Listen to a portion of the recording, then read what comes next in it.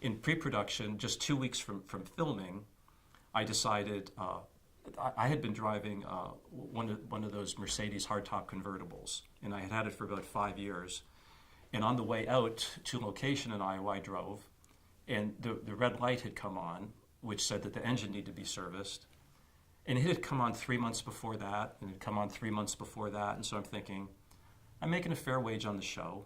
It's probably time for a new car. Had this for 5 years. So on my day off, I went over to the local Mercedes dealer, and I looked into buying a new car. And we could make a very fair deal that we both agreed on. And so I decided, I think I'm going to buy it. Let me sleep about it. I don't want to make a quick decision. I have breakfast the next morning, and the location manager joins me at the table, and he's been somebody who's worked on other local shows. He says, well, you know, the director on the last movie bought a Range Rover, and that got covered under the tax spend. I said, get out of town. You mean if I buy the car on the show, that's going to count as part of the 50% tax credit? He says, well, they did on the last show. I go, you couldn't possibly have this right. So I called up the film commissioner, and he said, oh yeah, we did that on the last show. You want to buy a new car? Great, it'll increase the spend. Well, you know, that's what we're trying to do. We're trying to show the legislature how much money we can get spent in the state, any way we can get the money spent in the state. And I said, well, here's my problem. I said, I'm a person who thinks forward. I have some vision. And I have this vision of you being so successful at what you do that another state snatches you away from Iowa. That only in this conversation do I have evidence of the fact that I can buy a car, charge it on the tax. And I said, I have this vision of me getting this whole transaction rejected later. And I said, I'm only thinking about buying this car right now. I may choose to buy a less expensive car. But if you're telling me I'm guaranteed to get it qualified under the tax deal, I'm telling you I'm buying the car tomorrow. He says, you want it in writing? That's what I'm saying. So he puts it in writing. He says, we did it on the last show. It's qualified under this section of the law. I'm the film commissioner. It's approved. Here it is. Boom. That's good enough for me. Now, as it turns out, the guy who's doing the show has just had, as it turns out, the man at the Mercedes dealership who I'm transacting with, he's just had newborn twins who aren't even 9 months old. So I say, you want me to put your kids in the movie? I'll zero in on the last day, and he's thinking everything's great. So he reaches out to me and says, could you return the favor? I said, what are you asking me? He says, I've just switched jobs, and I'm a new salesman here. And I would love to get a photo of us shaking hands and have a story run in the local newspaper that has me being the salesman to the movie stars. The local newspaper decided they would run it, but not with the photo. So we're doing ads announcing what we're doing. Now, the film goes on air on Sci-Fi Channel in September 2009. I get a phone call in November 2011, 2 years after this is behind me, from a young state's prosecutor in Iowa, from the Attorney General's office, who wants to talk to me about my car. I tell him the whole thing with the car and everything. Well, he is sure that I have ripped them off and stolen money.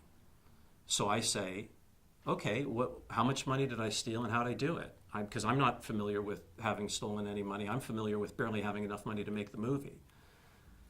And he said, it's the way you did the tax credits, and we're going to prove it.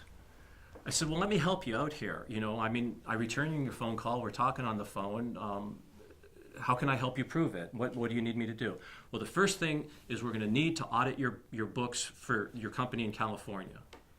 I said, my company in California was going to participate in the movie, but chose not to ultimately because of the SAG situation changing its whole nature and everything. All we did was provide actors, and we did post-production here, but the post-production was forthright.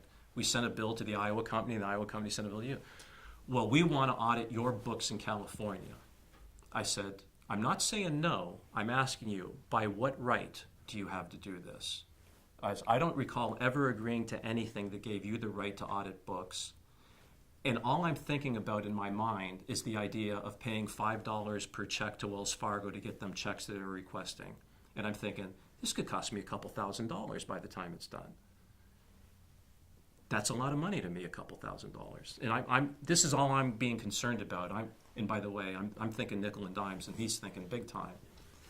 So I'm not getting any of it. So I said, I'm not saying, no, you can't audit the books. I'm saying, before I let you audit the books, I want to know by what right you have to do it. He says, well, the contract that you signed with the state of Iowa.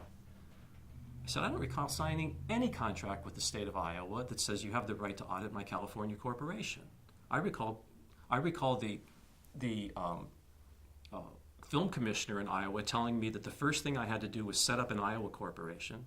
The second thing I had to do was set up an Iowa Spend Corporation, where anything that was done in Iowa goes through the Iowa Corporation, and anything that's done outside of Iowa goes first to the Spend Corporation and then to the Iowa Corporation. I said, I have these instructions in writing. We've seen all the emails.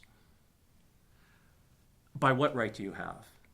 The contract you signed. I said, I don't have it in front of me. Could you email it to me? So he emails it to me, and I look at it. And the first thing I noticed is that I had never gotten a copy of it before, which didn't bother me. Because I knew what I had signed. I mean, I was remembering that didn't have those terms in there.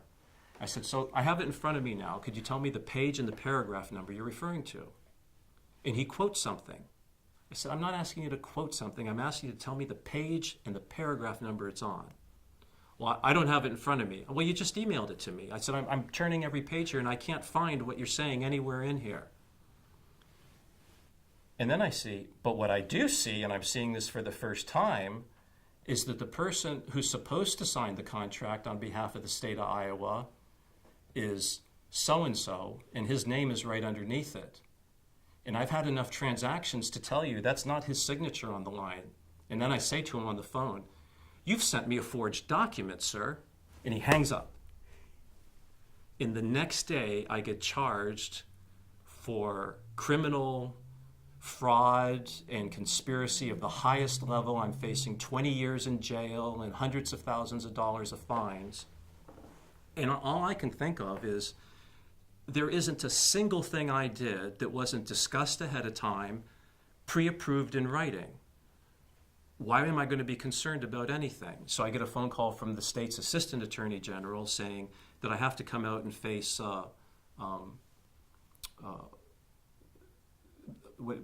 booking. They're going to book me and make charges and the arraignment. I have to face my arraignment.